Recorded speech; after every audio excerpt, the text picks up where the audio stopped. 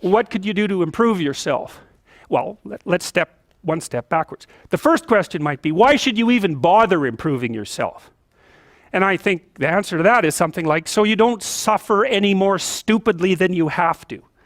And maybe so others don't have to either. It's something like that. You know, like there's a real injunction at the bottom of it. It's not some casual self-help doctrine. It's that if you don't organize yourself properly, you'll pay for it, and in a big way, and so will the people around you. Now, and you could say, well, I don't care about that, but that's actually not true. You actually do care about that, because if you're in pain, you will care about it. And so you do care about it, even if it's just that negative way, you know.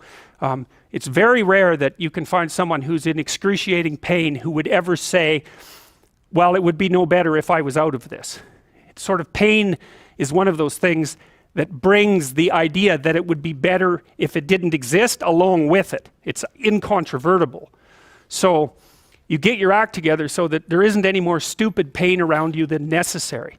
Well, so then the question might be, well, how would you go about getting your act together? And the answer to that, and this is a phenomenological idea too, it's something like, look around for something that bothers you and see if you can fix it.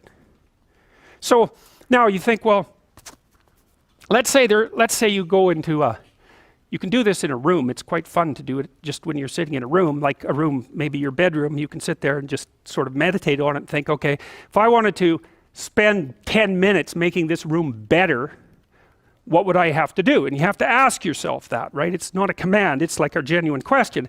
And things will pop out in the room that you know, like there's a stack of papers over there that's kind of bugging you, and you know that maybe little order there would be a good thing, and you know, there's some rubbish behind your computer monitor that you haven't attended to for like 6 months, and the room would be slightly better if it was a little less dusty and the cables weren't all tangled up the same way. And like if you allow yourself just to consider the expanse in which you exist at that moment, there'll be all sorts of things that'll pop out in it that you could just fix.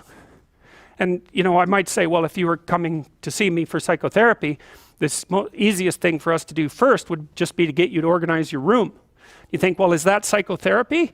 And the answer is, well, it depends on how you conceive the limits of your being. And I would say, start where you can start.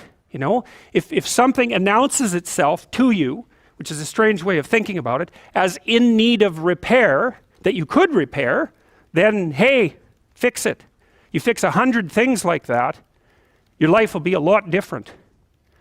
Now, I often tell people too, fix the things you repeat every day, because people tend to think of those as trivial, right? You get up, you brush your teeth, you have your breakfast, you know, you have your routines that you go through every day. Well, those probably constitute 50% of your life.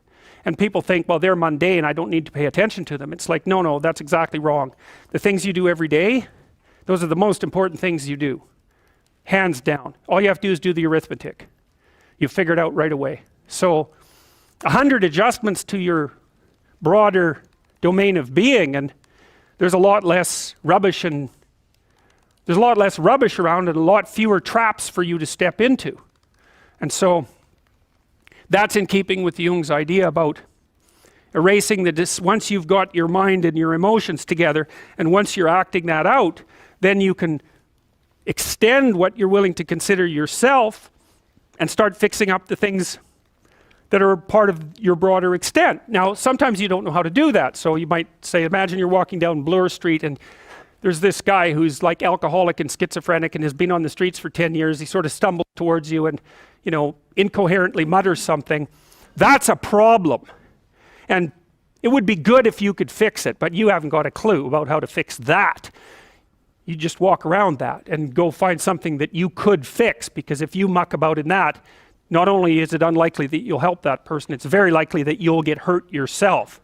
So, you know, just because while you're experiencing things announce themselves as in need of repair doesn't mean that it's you right then and there that should repair them. You have to have some humility. You know, you don't walk up to a helicopter that isn't working and just start tinkering away with it.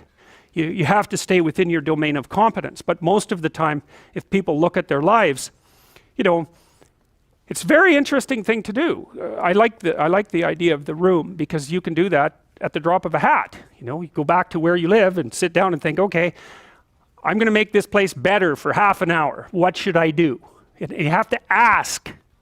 And things will just pop up like mad. And it's partly because your mind is a very strange thing. As soon as you give it a name, a genuine aim, it'll reconfigure the world in keeping with that aim. That's actually how you see to begin with. And so if you set it a task, especially, you have to be genuine about it, which is why you have to bring your thoughts and emotions together, and then you have to get them in your body so you're acting consistently. You have to be genuine about the aim, but once you aim, the world will reconfigure itself around that aim, which is very strange. And it's technically true. You know, the best example of that, you have all seen this video where you watch the basketballs being tossed back and forth between members of the white team versus the black team, and while you're doing that, a gorilla walks up into the middle of the video and you don't see it. It's like, you know, if you thought about that experiment for about 5 years, that would be about the right amount of time to spend thinking about it. Because what it shows you is that you see what you aim at. And that, man, if you can get one thing through your head as a consequence of even being in university, that would be a good one. You see what you aim at. And so because one inference you might draw from that is, be careful what you aim at, right? What you aim at determines the way the world manifests itself to you. And so if the world is manifesting itself in a very negative way, one thing to ask is, are you aiming at the right thing? Now, you know, I'm not trying to reduce everybody's problems to an improper aim. People get cut off at the knees for all sorts of reasons. You know, they get sick, they have accidents. There's a random element to being, that's for sure. And so you don't want to take anything, even that particular phrase, too far. You want to bind it with the fact that random things do happen to people, but it's still a great thing to ask.